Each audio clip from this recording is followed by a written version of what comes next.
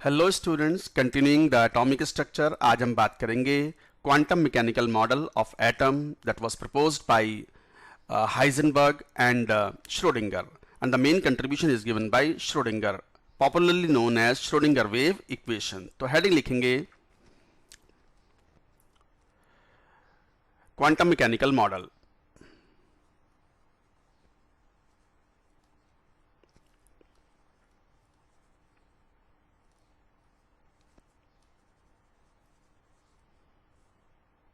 of atom.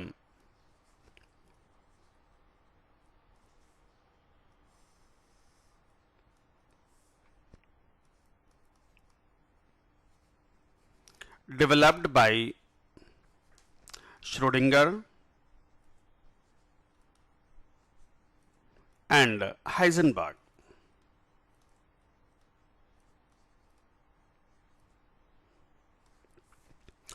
What is quantum mechanical model of the atom?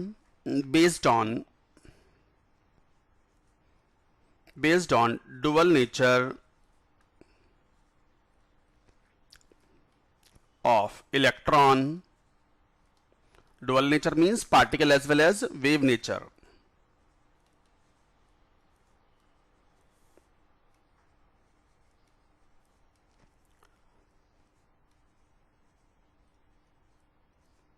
So based on dual nature of electron, Schrödinger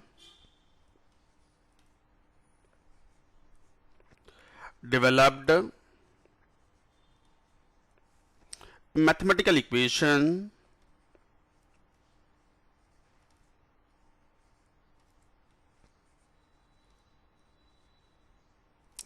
to describe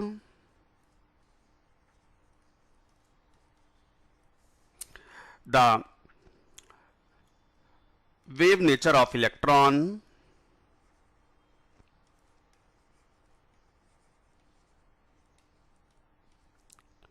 considering the bound movement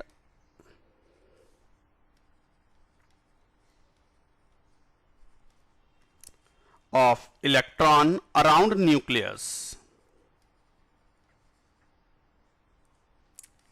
similar to standing waves.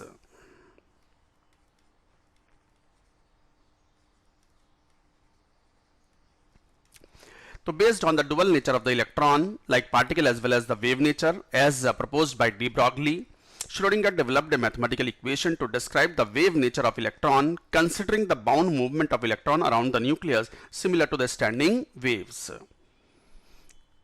क्या equation दी उन्होंने? Equation थोड़ी सी complex है, but equation is not useful at this level. हालांकि ये Schrodinger wave equation and quantum mechanical model becomes important when you go to the IITs doing in the BTech. You will have 1 or 2 courses of the quantum physics, and then you will have to study these Schrödinger wave model and equation quite in detail. अभी नहीं, अभी तो आपको बस equation याद रखनी है, और क्या क्या पॉइंट्स मैं बता रहा हूं वो थोड़ा सा आप ध्यान से सुने। That will suffice your requirement for IIT JEE advanced as well as mains. तो क्या इक्वेशन दी उन्होंने? इक्वेशन ऐसी थी, del 2 psi over del x square plus del 2 psi over del y square plus del 2 psi over del z square plus 8 pi square m upon h square e minus v psi is equal to 0. So this equation is known as Schrödinger wave equation.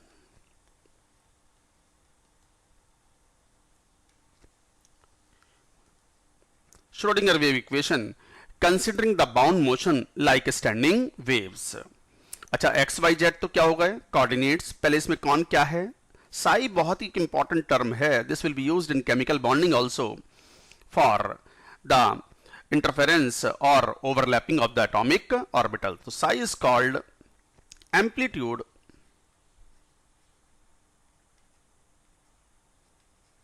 Of electron wave, or more commonly known as wave function.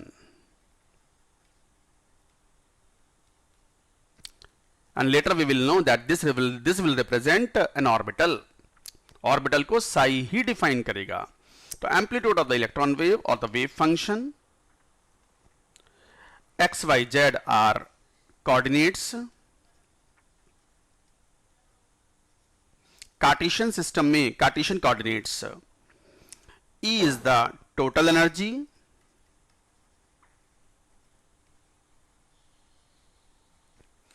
V is potential energy, बाकी understood है. M is the mass of electron.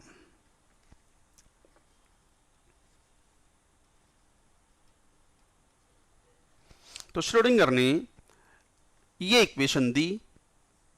This equation is known as Schrodinger wave equation in 3 dimension. Considering the motion of the electron is as a bound motion and equivalent to the standing waves. अच्छा, amplitude of the electron wave, de Broglie ये बात कह चुके थे कि a moving microscopic particle will have the dual nature, that means the particle as well as wave nature. तो particle nature उन्होंने propose किया और बाद में जैसा हमने पहले बताया भी था आपको हमारे प्रीवियस वीडियोस लेक्चर्स में जब हम डी ब्रॉगली पढ़ रहे थे, तो इलेक्ट्रॉन का wave nature Davisson and Germer ने एक्सपेरिमेंटली वेरीफाई भी किया था और डिफ्रैक्शन रिंग्स ऑब्टेन की थी in the movement of electron and that was similar to the spectrum of x rays. तो सिमिलरली यहां पर भी उन्होंने ये माना कि electron is revolving around the nucleus. How it is revolving? It is ruled out. We cannot find out from the Heisenberg's uncertainty principle.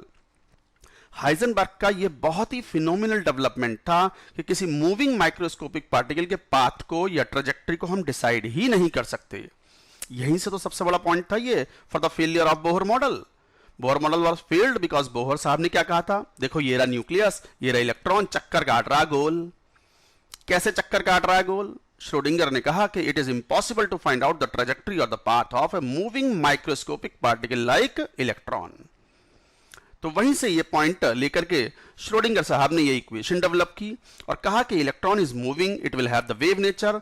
और जैसा कि आप जानते हो हर वेव नेचर की अपनी कुछ कैरेक्टरिस्टिक्स होती हैं, उसकी फ्रीक्वेंसी होती है, वेवलेंथ होती है, एम्पलीट्यूड होता है. तो what is Sai? Psi is amplitude. See, what is psi? Psi is the amplitude of the electron wave, or which is commonly known as the wave function. So this is going to be an important factor or important function for describing the orbital and the various quantum numbers. अच्छा, हम बात कर रहे थे कि उन्होंने standing waves क्यों मानी. जैसे स्टैंडिंग वेव्स क्या होती हैं?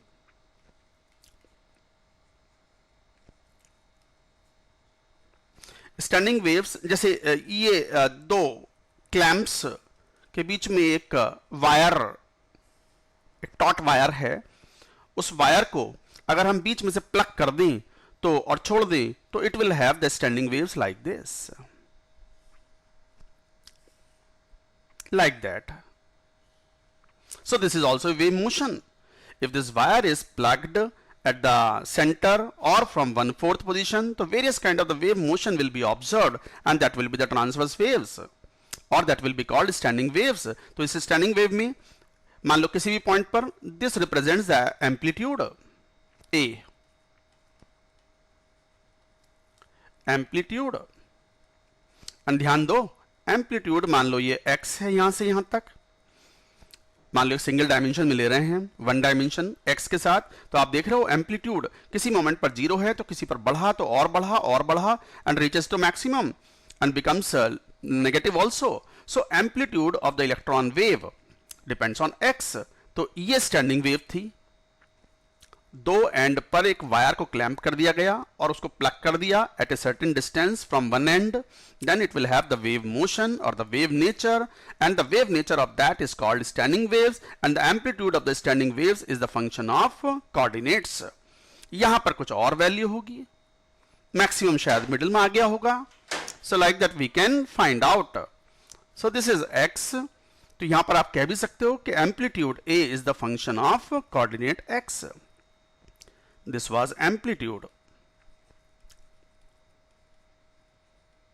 of electron wave, amplitude of standing wave.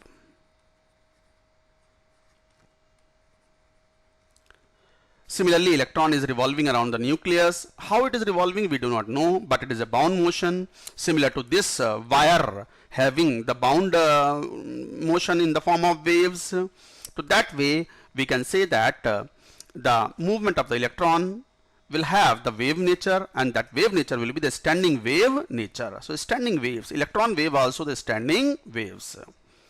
तो x y z पर वो डिपेंड करेगा. अब कुछ पॉइंट्स भी आएंगे इंपॉर्टेंट, जैसे when Schrodinger solved this equation for hydrogen and hydrogen-like species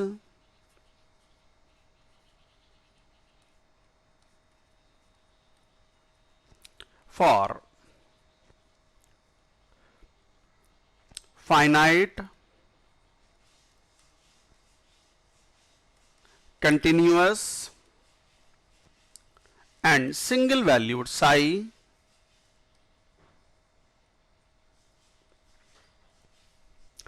three integers called quantum numbers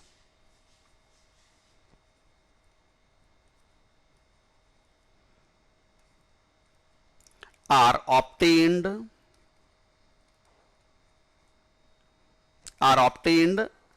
as a natural consequence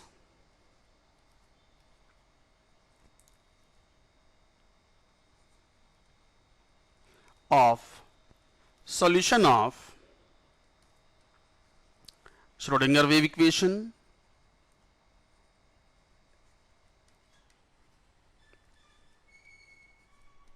देखो बड़ा इंपॉर्टेंट पॉइंट है.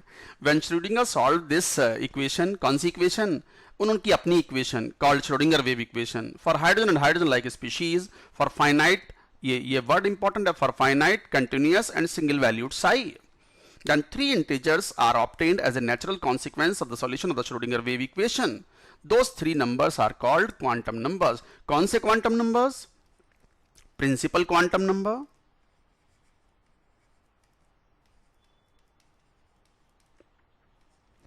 azimuthal quantum number,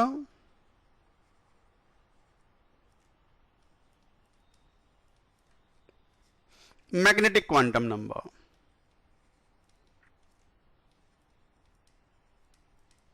So these three quantum numbers are obtained from the natural consequence of the solution of the Schrodinger wave equation when solved for psi for finite, continuous and single valued psi for a hydrogen or hydrogen like species. तो ये तीनों quantum numbers हमें Schrodinger wave equation से obtain होते हैं. ये बड़ा important point है. आईआईटी जेई मेंस में, नीट में, एडवांस्ड में ये कॉमन क्वेश्चन होता है कि श्रोडिंगर वेव इक्वेशन से हमें कितने क्वांटम नंबर्स ऑब्टेन हुए? Three quantum numbers, principal quantum number, azimuthal quantum number, magnetic quantum number, ये तीनों. स्पिन क्वांटम नंबर एक और होता है fourth, but that is not obtained from the Schrodinger wave equation, that was obtained experimentally. तो these three quantum numbers obtained from Schrodinger wave equation. So obtained from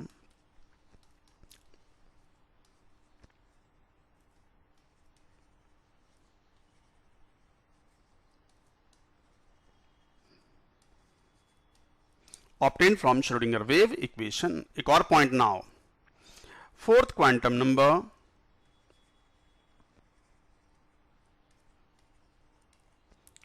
called spin quantum number,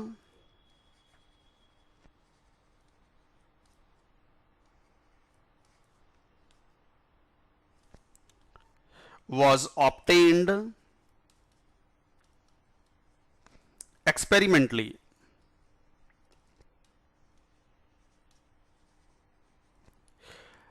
which is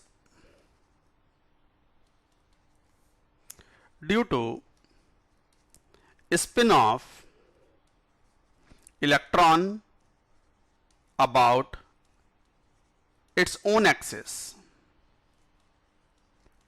तो spin quantum number Schrodinger wave equation से obtain नहीं हुआ था.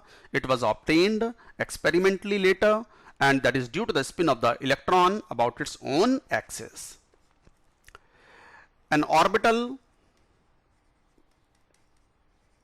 is described by three quantum numbers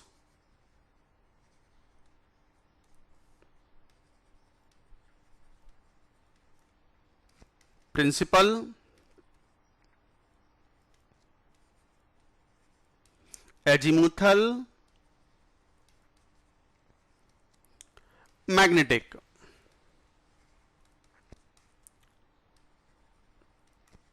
Which were obtained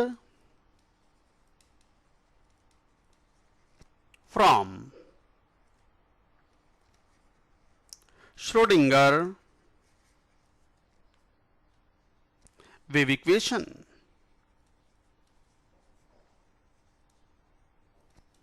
तो ये तीन quantum numbers किसको describe करते हैं? किसी ऑर्बिटल को, बट ऑर्बिटल के अंदर इलेक्ट्रॉन्स रहेंगे, और ये बात हम later we will come to know by the Pauli's exclusion principle that an orbital can accommodate a maximum 2 electrons, और वो दोनों इलेक्ट्रॉन्स की स्पिन क्या होनी चाहिए? ऑपोजिट। ये बाद में आएगा पॉइंट।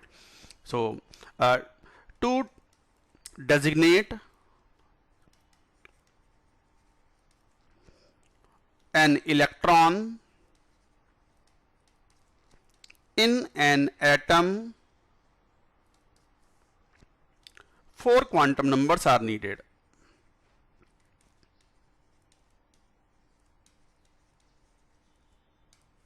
Principal,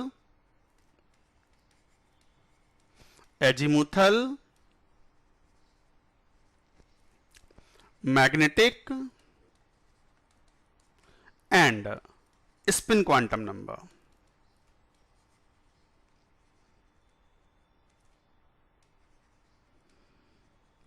तो ये देखो इंपॉर्टेंट पॉइंट है, किसी ऑर्बिटल को डिस्क्राइब करने के लिए how many quantum numbers are needed? 3 which were obtained from Schrödinger wave equation, principal, azimuthal and magnetic quantum number.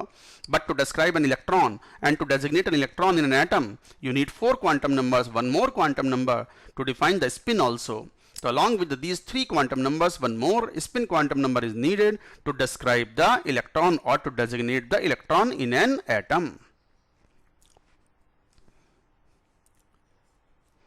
Next point में देखो, जैसे ये था कि Schrodinger wave equation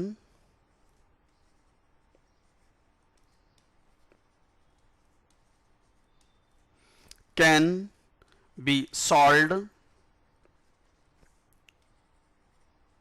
more easily in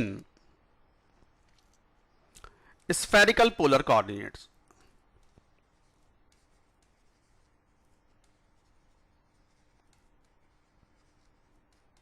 R theta phi which are described by R theta phi. हालांकि दो coordinate system हम पढ़ते हैं यहां पर, एक तो होता है कार्टेशियन कोऑर्डिनेट्स। वैसे 3 कोऑर्डिनेट सिस्टम जो हैं वो पॉपुलर होते हैं। Cartesian coordinates x y z बहुत कॉमनली आप जानते हो, spherical polar coordinates r theta phi, और एक और होते हैं सिलेंड्रिकल पोलर कोऑर्डिनेट्स और सिलेंड्रिकल कोऑर्डिनेट्स, वो हम यहां नहीं पढ़ते। तो Cartesian coordinates that is x y z, spherical polar coordinates यहां भी 3 वेरिएबल्स लेते हैं,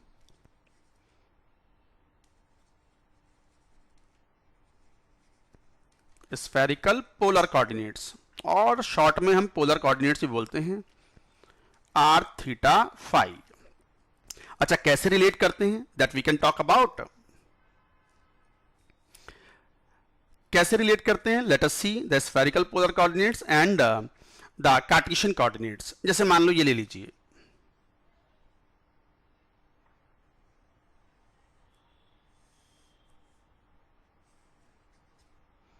एक्स वाई जेड कोऑर्डिनेट्स। मान लो कोई पॉइंट P है, इस P का जो वेक्टर होगा, जो रेडियल डिस्टेंस होगी, this is the origin O, ये R है मान लो, R is the radial vector. अब this angle is defined as theta, और P का प्रोजेक्शन अगर ले लें हम P डैश कौन से प्लेन में? एक्स वाई प्लेन में। So what is it? अगर आप ध्यान से देखो,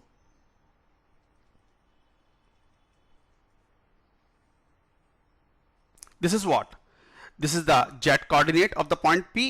मान लो कोई पॉइंट है, उसको डिस्क्राइब करने के लिए आपको 3 कोऑर्डिनेट्स चाहिए होते हैं 3 एक्सिस में, एक्स वाई जेड। उनको हम r थीटा फाई में भी रिप्रेजेंट कर सकते हैं, and this is phi. Theta is called polar angle and phi is called azimuthal angle.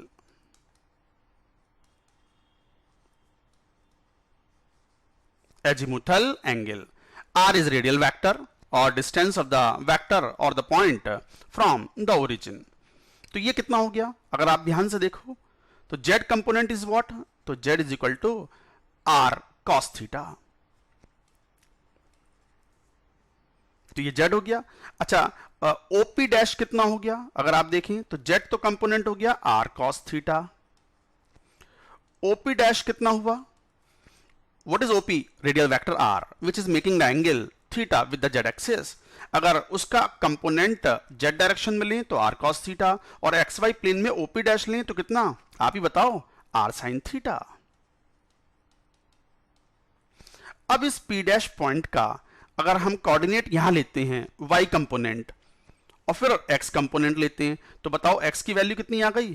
तो x comes out to be, ये कितना हो गया? ये कंपोनेंट OP डैश कितना आया था? r sin theta. तो कितना हो गया? r sin theta cos phi. हाँ, लेकिन ये सब कुछ अनइम्पॉर्टेंट पोर्शन है for IIT JEE mains as well as advance, they don't ask all this, but इसका यूज आता है when we talk about the physical significance of psi and various wave functions for atomic hydrogen and orbitals. Similarly, y also we can find out, r sin theta sin phi। r में और y में this is the relation,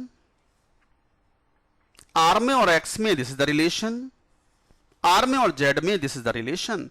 और आप अगर इनको x square plus y square plus z square करो, then you will find, once you square them, you will find that it becomes r square, that is the radial vector। So it is the sum of x square plus y square plus z square। So you can relate the spherical polar coordinates with Cartesian coordinates and vice versa। तो theta कहलाता है polar angle, phi कहलाता है azimuthal angle. हमने क्या point बोला था?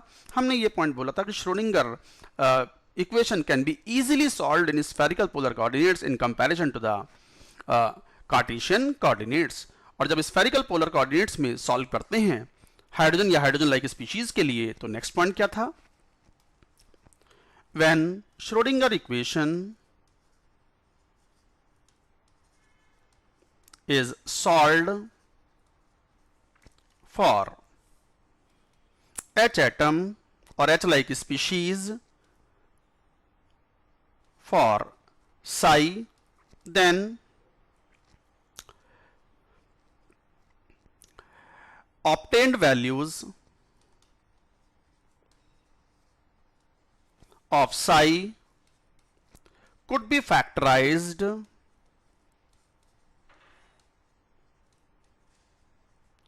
into two parts।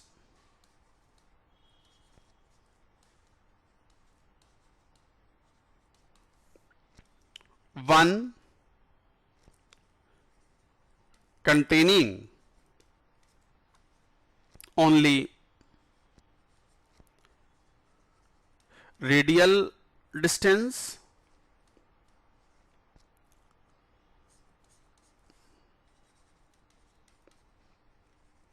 r, and other containing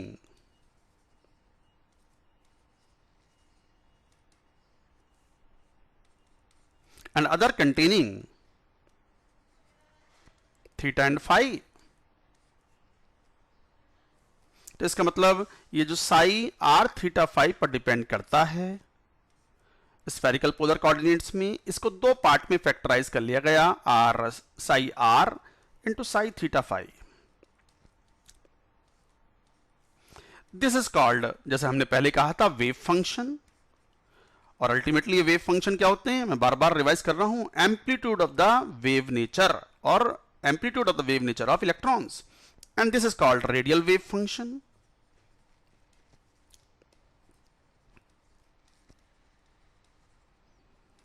And this is called angular wave function.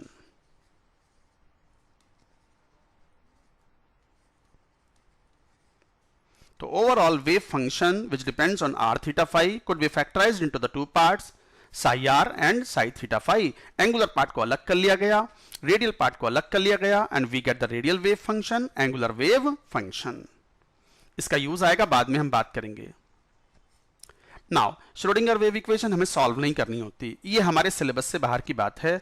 आप जब बीटेक पढ़ोगे, फर्स्ट ईयर सेकंड ईयर में कुछ कोर्सेज आएंगे क्वांटम फिजिक्स के, मैंने पहले भी कहा था, वहां आपको ये सब डिराइव करना होगा, सॉल्व करना होगा और भी डिटेल में पढ़ना होगा। बच नहीं सकते आप बीटेक पढ़ोगे आईआईटी से, तो आप इन चीज़ों से बच नहीं सकते। और बचना भी क्यों है, पढ़ना है भाई, सीखना है सब चीज़ें। तो अब यहीं पे जैसे श्रोडिंगर वेव इक्वेशन को हम अलग फॉर्म्स में भी लिख सकते हैं in terms of certain operators. तो जैसे क्या थी equation, del two psi over del x square, del two psi over del y square, del two psi over del z square, plus 8 pi square m upon h square e minus v is equal to psi is equal to 0। ये थी Schrodinger wave equation. ये double differentiation है, partial differentiation, this is called partial differentiation. जब एक से ज्यादा variables होते हैं तो फिर हम पार्शियल डिफरेंशिएशन यूज करते हैं। इसको आप चाहो तो ऐसे भी लिख सकते हो, del square psi plus 8 pi square m upon h square e minus psi e minus v psi is equal to 0, where del square is called Laplacian operator. This is called Laplacian operator. इसको read कैसे करते हैं, it is read as del squared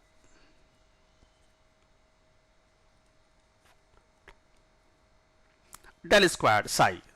So that is Laplacian operator, and which is equal to what, del 2 over del x square, del 2 over del y square, del 2 over del z square. So like that you describe. इसको और थोड़ा सा चाहो तो adjust कर सकते हो, NCERT में ये सब दिया हुआ है, इसलिए कई बार मेंस पॉइंट ऑफ व्यू से दिस में बिकम इंपॉर्टेंट, तो थोड़ा सा आइडिया होना चाहिए। आप इसको थोड़ा सा ऐसे लिख लो, h square upon 4 pi square m वाले फैक्टर को इधर ले आओ, तो ऐसे कह सकते हो। तो डेल स्क्वायर साई और इस फैक्टर को ऐसे ले आओ, h square upon 8 pi square m plus e minus v psi is equal to 0, psi is the wave function.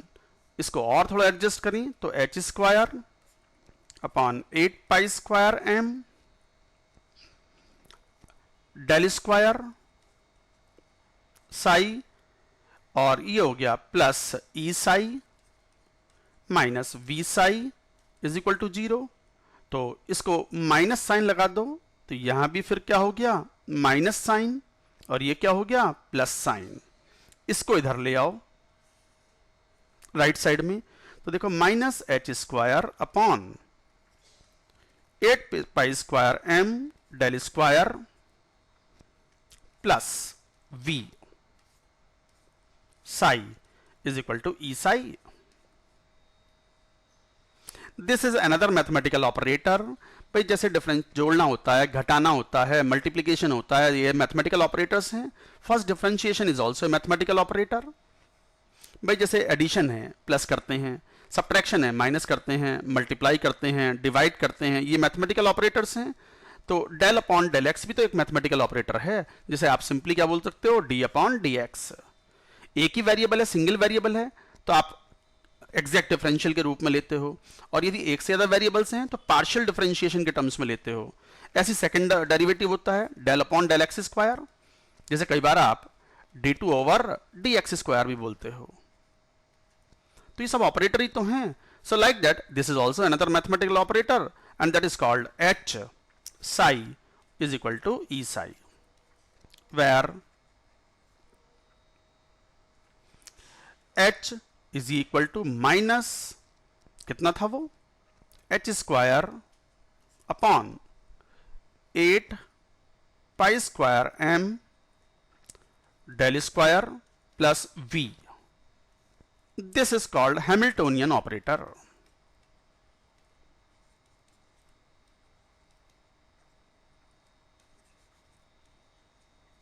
तो ये भी एक मैथमेटिकल ऑपरेटर है, लाइक एडिशन सब्ट्रैक्शन, जैसे मैंने समझाया अभी यहाँ आपको।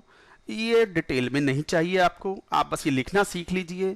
क्यों? क्योंकि एनसीईआरटी में दिया हुआ है और आप तो जानते हो एनसीईआरटी का हर स्टेटमेंट अपने आप में एक इंपॉर्टेंट है। एकमात्र इंपॉर्टेंट बुक जो आपको पढ़नी होती है दैट इज एनसीईआरटी। बाकी तो नोट्स जो हम बता रहे हैं यहाँ पर they are more than sufficient. आपने रियलाइज भी किया हो आईआईटी मेंस और एडवांस्ड के लिए these notes are sufficient to crack any rank that you can think of. Single digit rank also can be obtained from such ranks, such material, and I have produced many of the students even in the single digit rank also, double digit, single digit, triple digit in my classroom students. But ठीक है, आप जो यहाँ पर सिखा रहे हैं, if you rely on this, you will find that whatever question bank you solve, you will find you will not be stuck anywhere. All the questions can be solved. तो ये था हैमिल्टोनियन ऑपरेटर। ये कुछ points थे about the Schrodinger wave equation. हालांकि साई के बारे में और भी बात करेंगे कि what is the physical significance of psi, what is psi square, what is probability density and how do we get the quantum numbers. तो क्वांटम नंबर्स को डिफाइन भी करेंगे, that will be in the next video lecture. That's all for now, thank you.